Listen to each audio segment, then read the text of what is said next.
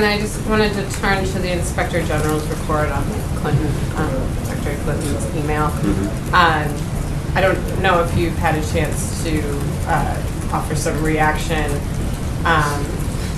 It was clear that she did not, even though she said that she was, the email situation was approved, that she didn't seek approval, that she never demonstrated that her BlackBerry met minimum requirements, security information requirements. Does the president still stand by the statement that he's certain that Clinton did not endanger national security?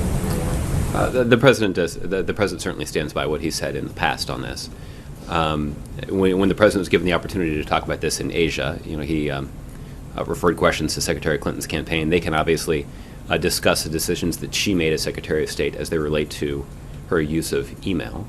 I think the focus of the White House has been on the institutional questions that have been raised about the way in which the State Department manages its records and manages its email system. And based on the report of the Inspector General, this is a report that was solicited specifically by the current Secretary of State, John Kerry.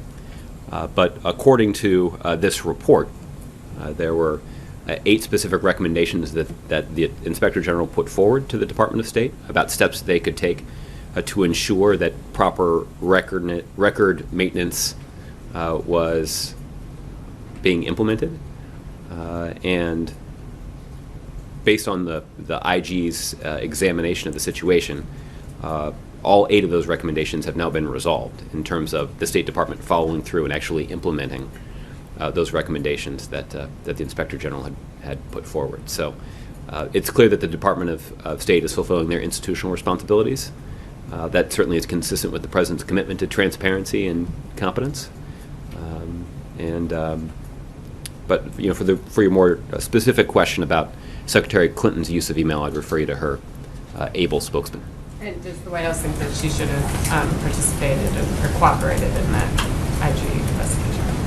Well, again, I'd refer you to Secretary Clinton's team for how she handled those questions.